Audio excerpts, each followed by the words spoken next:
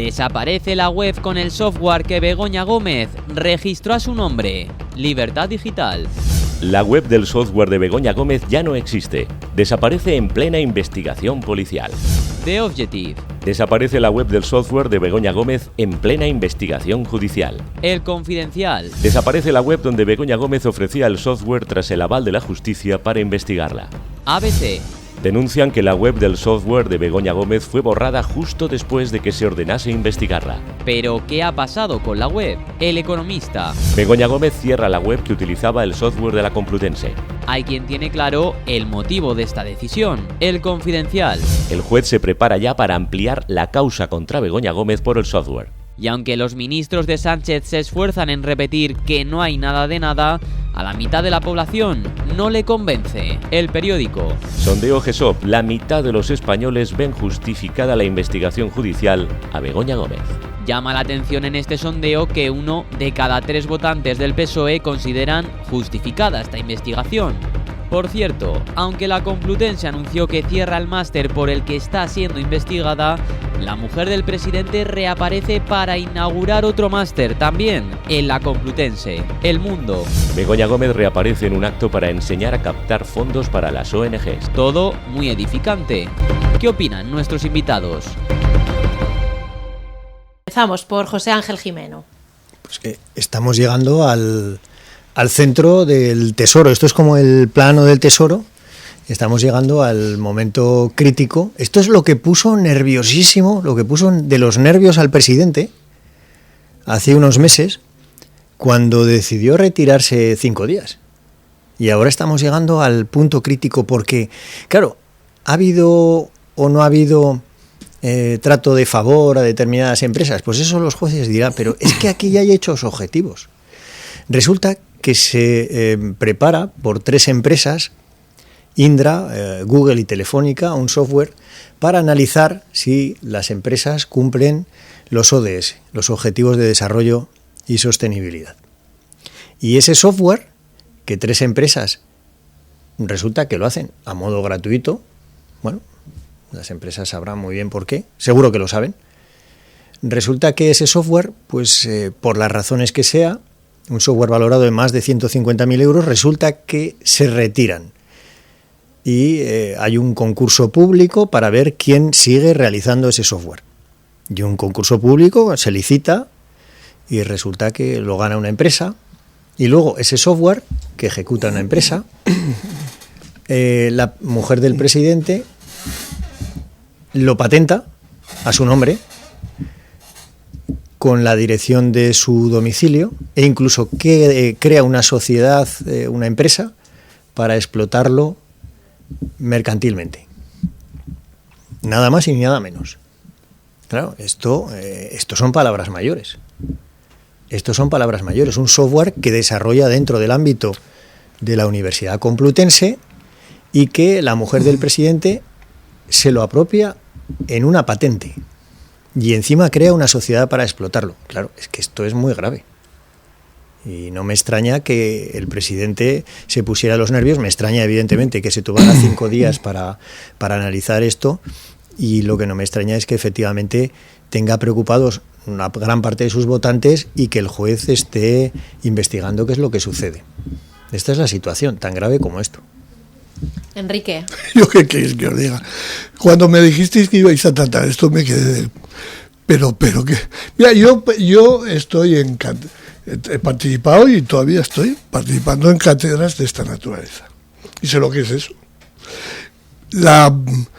Por lo que he leído en El País, que por cierto no lo citáis, en el país lo que he visto, porque bueno, voy a ver, ya que mañana vamos a tratar este asunto, lo que he visto es que ese software, que por cierto ha estado a disposición del público, incluido este señor que se llama juez, durante todos estos meses que va haciendo esta investigación prospectiva y prolongando, con un claro objetivo político, no cabe duda, pues ese software ha podido estar a la vista de cualquiera durante todos estos años y meses en donde ha estado investigada Begoña, la mujer del presidente.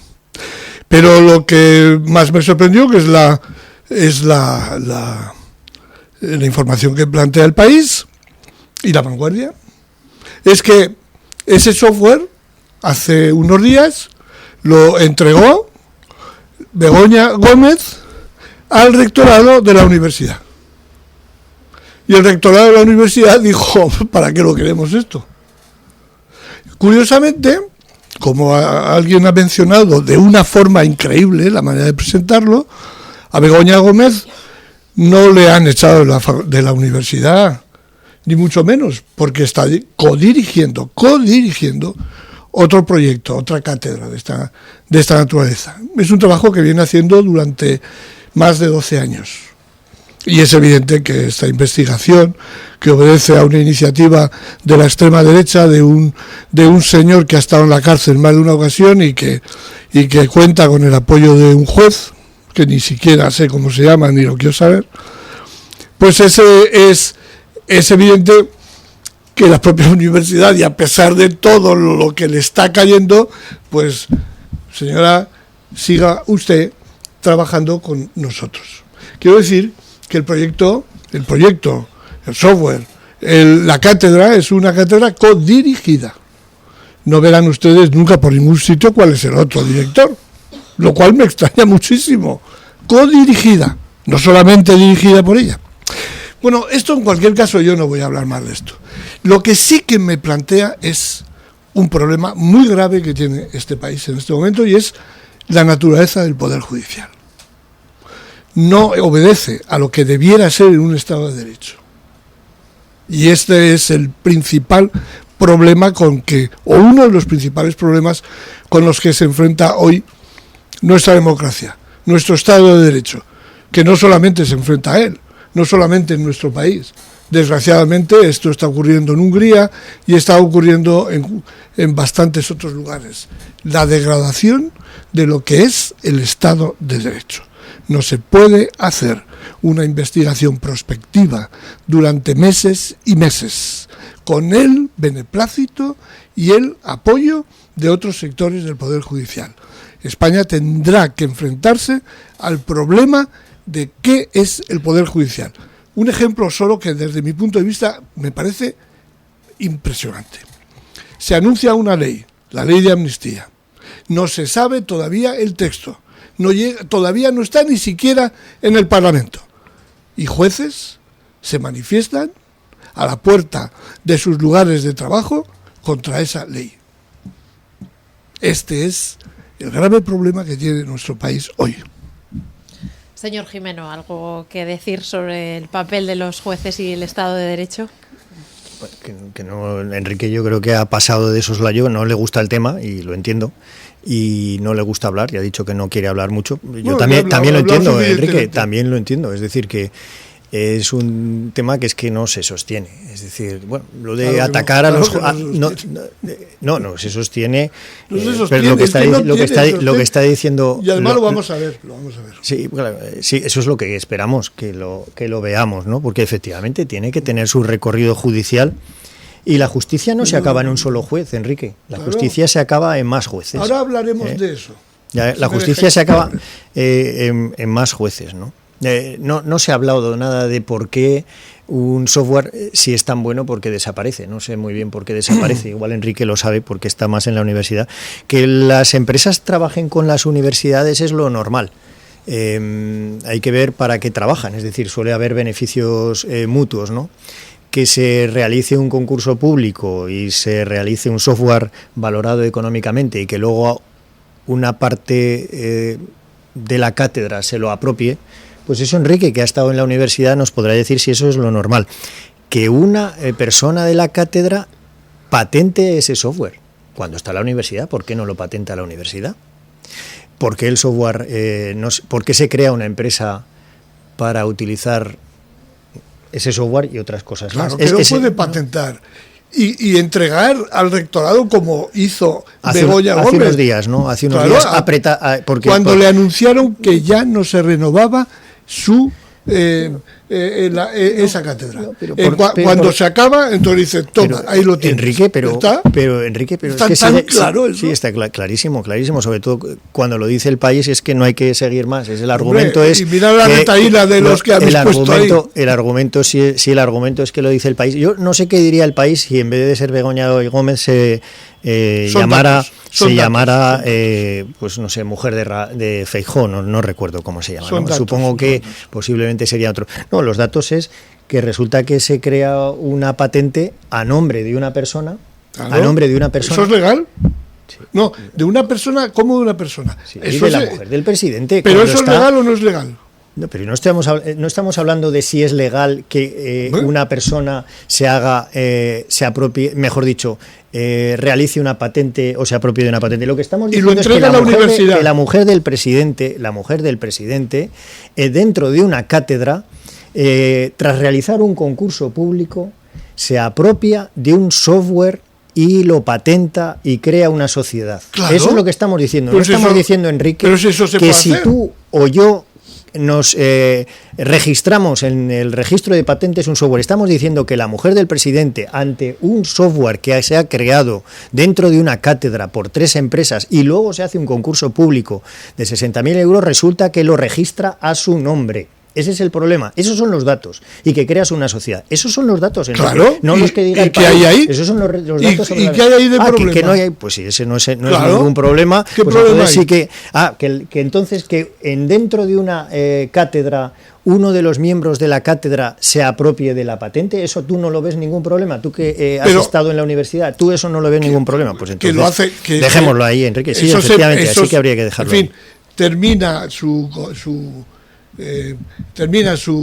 cátedra, entrega y me lo llevo. El software, lo entrega a la universidad. ¿Cuándo lo entregó, Enrique? Lo entregó inmediatamente después de saber que se acaba esto. Esto es información. ¿Hace cuánto? Hace unos días. Unos días, bien.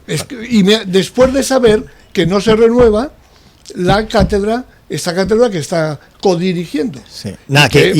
Y la no renovación de la cátedra no tiene nada que ver con el escándalo público, ¿no? No hay nada relación. La no renovación, pues seguramente tendrá que ver no con el escándalo público, sino con el absoluto ataque día tras día por una cosa que no existe, con una intención de desgastar al gobierno. Pues es evidente, esto se acaba porque no solo desgasta al gobierno, desgasta a la propia universidad.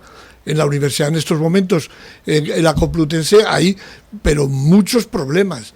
En fin, yo quería decir una cosa antes de terminar con eso. Me imagino que el recorrido de distintos jueces, los ERE de Andalucía, resulta que jueces llevaron a la cárcel y condenaron a personas por haber aplicado una ley aprobada en el Parlamento, algo increíble, inconcebible, hasta que llega el último de los tribunales, creo que ha sido el Tribunal Constitucional, no lo sé, Supremo, claro, el Constitucional, porque ¿cómo narices cómo se puede meter a la cárcel a una persona por aplicar una ley? Deberían haber metido a todos los parlamentarios que la aprobaron, a la Cámara que la aprobó. Es que es una cosa que se cae de cajón, pero hemos tenido que esperar años. Y ha habido gente que ha sufrido mucho, y han tenido que ser liberados después de tantos años, después de tanto sufrimiento. Es verdad, al final hay un tribunal que decide, pero es que mientras tanto, ¿qué han hecho los demás jueces? Es que no hace falta ser juez para saber que una ley, cuando se aplica, se está respetando la ley, y no es ningún delito aplicar una ley. Esto lo sabe el más tonto. Y sin embargo, esto ocurrió. Bueno, al final, menos mal que en el recorrido, al final hay un juez o un tribunal que, señala lo que es evidente para todo el mundo. Es terrible. Yo vuelvo a decir, a mí esto me preocupa mucho. Me preocupa mucho porque la degradación del Estado de Derecho en España es muy fuerte. ¿Algo más o pasamos al siguiente tema? También que nos preocupa mucho, y solamente un pequeño comentario con respecto a los ERES, ¿no? Los ERES, más de 600 millones de euros defraudados, quizás el escándalo de corrupción más grande de España. Y bueno, dice Enrique que ha habido unos jueces que han un tribunal. No, unos jueces, has dicho que no. Vamos a ver, un tribunal, el Tribunal Constitucional. El último tribunal, un tribunal, el Tribunal Constitucional, después de que todos los jueces hayan ido convalidando todas las sentencias, desde el pequeño hasta el último, incluso el Tribunal Supremo, el Tribunal Constitucional. Pues, José Ángel, lo que me estás diciendo entonces es que la sentencia del Tribunal Constitucional es ilegal. Lo que estoy diciendo, lo que estoy diciendo es que la degradación del Poder Judicial es terrible. No, la degradación es que evidentemente cuando en una carretera 100 van en la misma dirección y uno pues va haciendo eses hacia un lado y en sentido contrario, pues normalmente el que va haciendo eses en sentido contrario, sobre todo tirando hacia la izquierda, pues normalmente suele estar equivocado. Pero nada, ese es el último comentario. Pues vamos a dejar aquí este tema que ha derivado de los ERES, porque Begoña Gómez y la política española no es el único nombre propio que protagoniza nuestra tertulia. ¿Se acabó la fiesta para el agitador Alvise? ABC. El cerco se estrecha sobre Alvise con 5 asuntos que le pueden llevar al Supremo. A escasos meses de su elección como eurodiputado con su partido Se acabó la fiesta, Alvise se encuentra con problemas legales. El Economista. La trama empresarial que financió Alvise estafó 600 millones de euros. Público. Hasta 4 años de cárcel y cuantiosas multas para Alvise si se demuestra financiación ilegal. A Alvise se le acumulan los problemas también en el Parlamento Europeo. El Confidencial. Más problemas para Alvise, el grupo de conservadores y reformistas de la Unión Europea tampoco lo quiere. El Plural. Nadie quiere a Alvise en Europa. Meloni rechaza la entrada del fundador de Se acabó la fiesta en el grupo de los conservadores y reformistas. ¿Y qué opinan sus seguidores? Los que le votaron hace escasos meses. Infobae. Las ardillas de Alvise se vuelven contra él. Diario 16. Miles de ardillas se revuelven contra Alvise por la supuesta estafa piramidal. ¿Será el fin de este agitador? ¿O encontrará la manera de convencer de nuevo a sus 800.000 votantes? Lo analizamos. Se acabó la fiesta para Alvise, vamos a analizarlo. Enrique Bernat. Es que si estuviéramos en otras circunstancias en Europa, en donde la extrema derecha está creciendo con el apoyo de la derecha y que nos está haciendo recordar tanto a los años 30 previo a la hecatombe, ¿no?, del 39, si no fuera por eso, esto para mí no tendría ningún problema.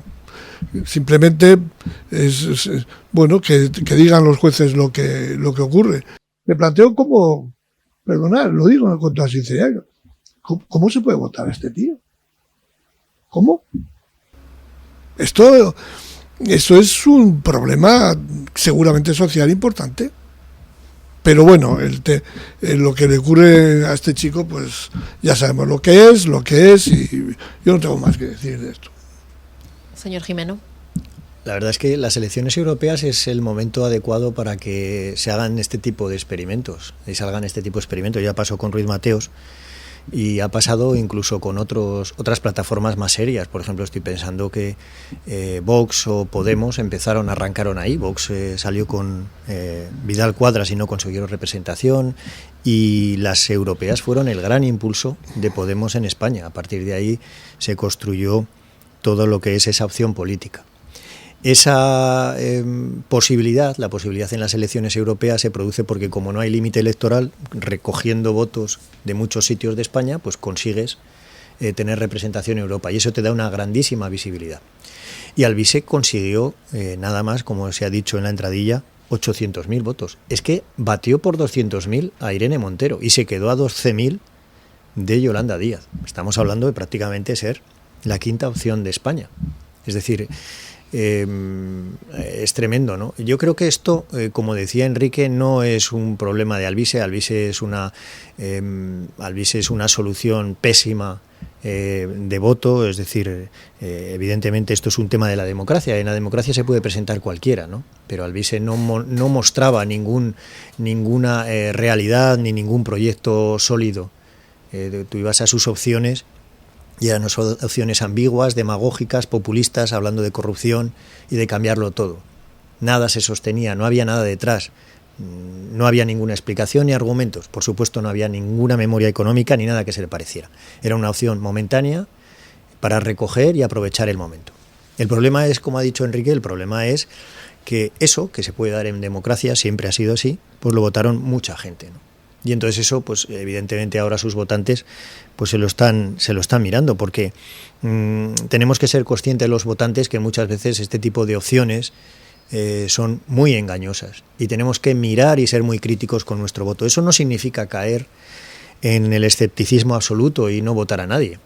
Las personas y el ser humano pues tiene ventajas y desventajas, y muchas veces, como se vota en democracia, votas en contra más que a favor, o votas el mal menor, o votas la mejor opción. Y esto hay que estudiarlo bien. El voto, en principio, no se debería tirar a la papelera. Luego la gente es muy libre y hace lo que quiere, pero es verdad que dejar a este individuo 5 años en la Unión Europea fuera de cualquier entorno, pues evidentemente esto no defiende a España, y los votos en el Parlamento Europeo tienen un valor. El Parlamento Europeo es la Cámara de Representación de la Unión Europea, y por tanto pues esos votos, esos 800.000 votos, pues valen para hoy defender la tauromaquia y mañana no, y mañana defender pues lo que el señor Alvise le pueda valer, en contra o no de España y de sus votantes. Eso queda a su albur, porque detrás no hay nada, es todo una pantalla. Esto, ya digo, es un problema de la democracia. En la democracia siempre ha sido así. Esto viene de Grecia. Cualquiera se presentaba, muchas veces te tocaba incluso por sorteo, y allí estaban los sofistas. Los sofistas no creían en nada, simplemente creían pues en defender lo que sea para ganar dinero, o simplemente para conseguir los votos con el mejor argumento. Y esto es un problema, ya digo, de la democracia. Pero aunque los sofistas existan y seguirán existiendo, lo que detrás tiene que haber un cuerpo electoral que tenga un análisis más crítico de las opciones y se plantee argumentos, moralidad, valores, etcétera, y sobre todo un recorrido. Y eso es lo que deberíamos hacer en todas las elecciones, y ser muy críticos con las opciones que existen, y por supuesto mirar bien las nuevas, porque ya digo, hay mucho oportunista, especialmente en las elecciones europeas. En otras elecciones con el límite electoral es más difícil, ¿no? Tienes que pasar el 3% o el 5% en muchos sitios. Esas opciones se diluyen, salvo en zonas pues más populosas como puede ser Madrid. No, hay esto último, y que lo ha dicho al principio José Ángel, es muy importante, porque yo creo que todavía entre la ciudadanía el hecho nacional pesa más que el europeo. Y bueno, se puede uno permitir muchas cosas en unas elecciones para el Parlamento Europeo, pero poco a poco espero que la ciudadanía se dé cuenta la cantidad de cosas de su vida cotidiana que dependen en estos momentos de la Unión Europea, y que pueden, en el futuro, ojalá sea así, que pueden depender todavía más, ¿no? Esto es solo quería decir esto, ¿no? Bueno, como también eso de la democracia es el peor sistema de gobierno a excepción de todos los demás, ¿no? Es como el mejor de los peores, o como por esas, entre otras cuestiones, esa posibilidad de que cualquiera se pueda presentar, y la falta de cultura de voto, en este caso de voto europeo, para el resto de los ciudadanos que tenemos que acudir a las urnas. Cultura en el voto europeo y cultura en cualquier elección. Es decir, esto pasa muchas veces pues en cualquier tipo de elección. Quizás en los ayuntamientos, sobre todo en municipios pequeños, esto es más complicado, pues porque se conoce más la gente, pero pasa en cualquier opción. El voto tiene que ser siempre muy crítico y muy analizado. La democracia no, y claro, el problema es que muchas veces limitamos la democracia a votar. La democracia no es solamente votar. Si fuera eso, pues evidentemente mal lo tendríamos, ¿no? El criterio de la mayoría es un criterio que muchas veces no es el mejor, y es el criterio democrático. El que muchas personas se pongan de acuerdo en una opción no significa que esa opción sea la mejor, ni sea la óptima, ni sea el mejor valor. Simplemente es que decidimos que ese criterio es un criterio para resolver las situaciones. Yo creo que detrás de la democracia evidentemente hay valores, hay principios, hay objetivos, hay proyectos, y eso es lo que hay que valorar. Evidentemente hay que respetar los votos, porque así no encontramos otra forma mejor, pero la democracia no solamente es el voto, o al menos el voto debería ir sustentado con otras cosas. Hay muchos tipos de regímenes que se han llamado y se llaman a sí mismos democráticos. Cuando hablamos nosotros de democracia, yo creo que estaréis de acuerdo, estamos hablando de Estado de Derecho, del respeto a la ley, de la división de poderes. Todo eso es lo que hace lo que nosotros queremos decir cuando hablamos de democracia, el sistema liberal que nace fundamentalmente a partir del pensamiento de finales del siglo XVIII, del pensamiento y de los hechos también, y ese desarrollo que ha habido hasta nuestros días es lo que ha conformado. Pero la democracia para nosotros es el Estado de Derecho. Es el respeto a los derechos humanos, es el respeto a la ley, la división de poderes y luego efectivamente la igualdad política, en este caso, que es la igualdad del voto. No es el señor quien vota mejor que un ciudadano normal, ¿no? Todo el mundo en este sentido es igual ante la ley también, ¿no? Bueno, eso yo creo que estamos de acuerdo. No lo perdamos esto, no lo perdamos. Y dentro de, efectivamente, estando muy de acuerdo en lo que ha dicho Enrique, y dentro de todo eso que caracteriza la democracia hay una cosa que es fundamental, que es efectivamente el Estado de Derecho y la división de poderes. Eso es clave, y de eso venimos hablando, y muchas de las cuestiones que se suceden en esta tertulia y en otras es de democracia como Estado de Derecho, es decir, el respeto a las leyes, pero también el respeto a la división de poderes, es decir, que los poderes estén divididos. El poder, decía Lolactón, pues corrompe, y el poder absoluto corrompe absolutamente, y la idea es partir el poder, que las cámaras que ejercen el poder estén repartidas y estén troceadas, porque eso nos evita el poder absoluto. Y eso es clave desde el principio de la creación de la democracia liberal. El poder absoluto corrompe absolutamente, por tanto hay que trocear ese poder, dentro de, efectivamente, de que ese poder sea efectivo. Por tanto, pues en España se divide el poder entre el poder judicial, el poder legislativo, el poder ejecutivo, y luego también hay competencias, es decir, pues los municipios tienen unas competencias, etcétera. Esa división es clave, división de poderes y Estado de Derecho. Y eso vale tanto como los votos, efectivamente, que es al final, pues eso, la ley de la mayoría. Yo al final creo que vale más. No, vale más, efectivamente, que la ley de la mayoría. La ley de la mayoría es una ley, evidentemente, pues que al final tienes que elegir cómo se hace, ¿no? Porque en base a esos poderes, pero ya digo, eso es la base del resto. Si no hay esa base, el resto es, como ha dicho Enrique, ha habido democracias, sobre todo muchas que se han denominado democracias populares, ¿no? Incluso hay dictaduras que hacen elecciones. Bueno, no vamos a sacar nombres, pero y democracias populares, ¿no? Entonces eso no vale. Es decir, sí, podemos llamar a la palabra democracia, pero la clave de la democracia es lo que hemos citado.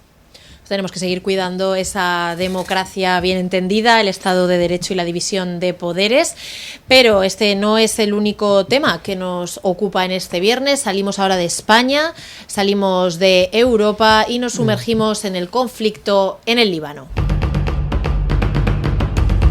La guerra en Gaza se extiende al Líbano y amenaza con escalar aún más con la intervención de Irán. El País. Israel combate con Hezbollah en el sur del Líbano mientras promete una respuesta a Irán. BBC. Teherán lanza un ataque con misiles contra Israel. El Economista. Borrell alerta sobre una guerra total en el Líbano y exige que no se ataquen instalaciones nucleares. Europa Press. Israel ejecuta nuevos bombardeos contra la capital del Líbano, Beirut. ABC. Aterriza en Madrid el primer avión del Ejército del Aire con 204 personas evacuadas del Líbano. El Mundo. España evacuará a unos 500 españoles del Líbano. ¿Qué efectos puede tener sobre el mundo esta guerra? ¿Quién puede pararla? ¿Es una pieza más del tablero mundial en la que las grandes potencias se enfrentan? Lo analizamos con nuestros invitados. ¿Qué papel y quién puede parar esta guerra? Es una de las grandes preguntas que nos hacemos todos. Señor Jimeno, empezamos por usted. Pues si lo supiéramos, que posiblemente lo sepamos, la agarraríamos de las solapas y le diríamos que paren, ¿no? Pero evidentemente las cosas son mucho más complicadas. Ya lo decíamos antes, que en otros programas, que efectivamente Israel tenía el flanco norte abierto, la parte norte, y tenía que abordarlo. Eso estaba prácticamente desde el comienzo del 7 de octubre, ¿no?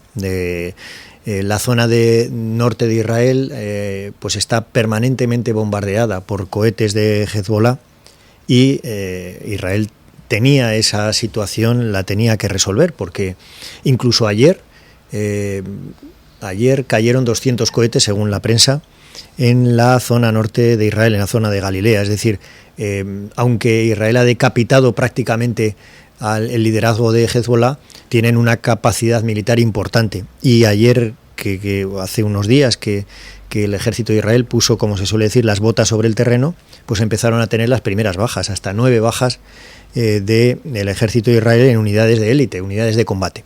Por tanto, es una situación complicada, porque Israel tiene ahí una gran incógnita, hasta dónde subir en el norte para conseguir estabilizar o por lo menos crear una situación tampón en la zona de Galilea. No le valen 10 kilómetros porque saben que el alcance de los cohetes es mucho más complicado y claro, hay muchas alternativas. Lo que están haciendo es bombardear porque la situación, evidentemente más quirúrgica, perdón por utilizar esta palabra, porque quirúrgica no hay nada, crea víctimas, pero ellos no juegan con las vidas de sus soldados, pero tendrán en algún momento que decidir hasta dónde avanzan. Y la zona del norte de Israel y zona sur del Líbano es una zona muy complicada, a pesar, ya digo, de que la jugada maestra de decapitar a Hezbollah pues ha podido limitar y minimizar su fortaleza. La clave de esto pues es la aparición de Irán, ¿no? Es increíble, ¿no? Es decir, el tema de Irán. ¿Por qué interviene Irán en esta guerra? Pues Irán interviene porque es el financiador de Hamas y el financiador de Hezbollah. Hay un país que está financiando organizaciones terroristas. Y cuando ha visto que estas organizaciones terroristas están en muy mala situación, especialmente su satélite, que es Hezbollah, un satélite que vive en el Líbano y que ni siquiera el Estado del Líbano consigue eliminarlo. Es decir, pensemos en una situación en la que en un país europeo hay una región importante en la que habita y manda un grupo terrorista que está permanentemente lanzando cohetes y realizando incursiones contra un estado vecino. Esta es la situación del Líbano. El Líbano no consigue ni estabilizar su zona interior y, por tanto, ante una situación muy complicada por parte de Hezbollah, lo que hace Irán es lanzar cohetes. Es pues la demostración, para el que no lo quiera ver, más palpable del apoyo a grupos terroristas. Evidentemente, Israel, como ha venido haciendo, pues tomará medidas en esto, suele hacer unas políticas pues muy selectivas, como lo hemos visto, y evidentemente no va a quedar ahí. Irán es una potencia muy importante. Ayer había unas declaraciones muy interesantes del primer ministro de Israel. La relación con Irán es una relación absolutamente diferente a la que puede tener Israel con los palestinos. Pues por razones históricas, los palestinos, desde la fundación del Estado de Israel, siempre han estado guerreando. Es decir, en el 48, cuando se creó el Estado de Israel y el Estado de Palestina, pues desde esas mismas horas y minutos anteriores estaban dándose tiros. Pero con Irán, antigua Persia, es una relación muy ambigua, porque siempre el pueblo de Israel históricamente ha considerado a los persas como un vecino diferente. Ellos recuerdan, pues evidentemente, la historia de Israel, el papel que tuvo Ciro, y muchas veces lo sacan. Evidentemente esto es política y hay mucha palabrería, pero es una relación diferente con el pueblo persa. No es una relación exactamente igual. Lo que pasa es que el pueblo de Irán no es el pueblo persa. El pueblo de Irán es un pueblo maravilloso, con una teocracia maligna, que impide pues cualquier atisbo de democracia, que tiene subyugada a las mujeres y que evidentemente financia grupos terroristas. Eso lo ha metido en la palestra sigilosamente el primer ministro, hablando del pueblo persa, del pueblo de Irán, etcétera. Pero yo creo que evidentemente no va a tener mucho recorrido, porque Irán es un régimen muy controlado por los ayatolás, muy controlado por esa teocracia, y esos mensajes se diluyen, no llegan al pueblo iraní. Si lo que está intentando es mover fichas dentro del pueblo iraní, eso no lo ha conseguido ni Estados Unidos ni cualquier actor. Por tanto, es una situación complicada, porque Irán entra a la palestra. Veremos cómo se juega esa partida, porque Irán efectivamente es un país muy grande, con gran potencia militar y con otro tipo de recursos, pero veremos cómo se desarrolla. En cualquier caso, la situación se está empeorando. Señor Bernat. Sí, yo creo que hay 3 planos de análisis. La pregunta que habéis hecho vosotros es quién puede parar esta guerra, ¿no? Yo querría hacer una mención al primer plano, que es el humanitario, y que seguramente, si esto acaba y según cómo vaya también, en fin, la situación internacional, terminarán los tribunales por tomar algún tipo de medidas, porque claro, tanta muerte es terrible. Hay un segundo plano que es el plano militar. Allí se ha extendido José Ángel y yo solamente hay poco que añadir, únicamente, aunque esto yo creo que, pero en fin, en el plano militar, hasta donde yo he podido averiguar, la sensación que teníamos hace día y medio de que los cohetes, los misiles lanzados desde Irán hacia Jerusalén y hacia, bueno, Jerusalén, Tel Aviv. no, perdón, Tel Aviv, esos, bueno, pues que eran una cantidad relativa y que fueron más o menos neutralizados por la capacidad militar que tenía Israel, aunque también le han apoyado desde otros lugares, Estados Unidos, Francia, etcétera, ¿no? Pero esta mañana he escuchado y he leído que la intensidad del bombardeo iraní ha sido bastante superior a lo que en un principio se había creído y que ha supuesto un shock para los ciudadanos. Esto, en fin, esperemos que se pare. Pero yo quiero ir al tercero de los planos, que coincide un poquito con la pregunta que tú haces. Hay una cuestión, José Ángel, que has pasado por encima o no la has planteado, que tiene que ver también con la relación de fuerzas en Oriente Medio. Y es que países como Arabia Saudí y algunos otros, pues la verdad es que habían iniciado un proceso de acercamiento a través de Estados Unidos, de algunos países europeos, entre ellos España. Habían iniciado un proceso de acercamiento a Israel para llegar a algún tipo de negociación y de acuerdo global sobre lo que pasa en Palestina, sobre los dos estados o no. Eso se ha roto. Hay sectores de opinión, y más que de opinión, que plantean, por ejemplo, este hecho, que Netanyahu tenía conocimiento del acto terrorista que inició Hamas hace unos meses. Pero bueno, la cuestión diplomática. ¿Quién lo para?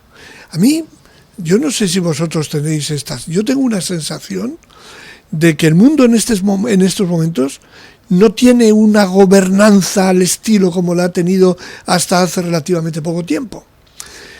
Una prueba de ello es la presencia de Netanyahu el otro día en las Naciones Unidas, con su discurso verdaderamente agresivo, violento, y además tomando después la iniciativa, inmediatamente después, ya estaba de hecho tomada, de su discurso en las Naciones Unidas, de invadir Líbano. Esto se complementa con la declaración de persona no grata al secretario general de las Naciones Unidas. Esto yo no lo he visto en la vida. ¿Cómo es posible esto? ¿Cómo es posible esta situación? Pues yo creo que está relacionado con esto que yo no puedo definir demasiado, pero que es una sensación, la desgobernanza internacional que existe en estos momentos. No quiero decir que haya habido, situaciones en las que una gran potencia o dos dicen esto se hace y esto no se hace y se acabó. Ahí iríamos a la Guerra Fría, pero ni aún así. Pero ahora es que no cuenta para nada las Naciones Unidas, no cuenta para nada el G7. Y sabéis, y podríamos hablar de muchas instituciones y de muchos marcos en donde se producía el diálogo y se llegaban a acuerdos que luego más o menos se iban materializando. Pero eso no existe hoy. Yo creo que el origen está en Europa, en el rompimiento del respeto al derecho internacional que supone la invasión rusa de Ucrania. Y esto, pero ya no me refiero a la guerra iniciada última, sino a la invasión que se produjo, si no recuerdo mal, en el año 15, 16 o 17, ¿verdad? Y la invasión de Crimea y la incorporación de Crimea a la soberanía rusa. Eso es, en 100 años casi, no se había producido en el continente europeo una invasión de un pueblo de un país por otro. Es decir, no se había roto el derecho internacional de esta forma. Y a la vista de los resultados positivos para Rusia, esto no sé si ha incentivado, ¿verdad?, y además la debilidad de Estados Unidos en estos momentos, en fin, y otros factores que tendríamos que, puestos sobre el tablero, veríamos, nos darían una visión de la complejidad que es. Pero la realidad es que por una razón o por otra, pero iniciando en esa invasión de un país a otro en Europa, que es importante, porque ha habido invasiones en otros lugares, pero es que Europa sigue siendo un factor y un lugar muy importante en el mundo.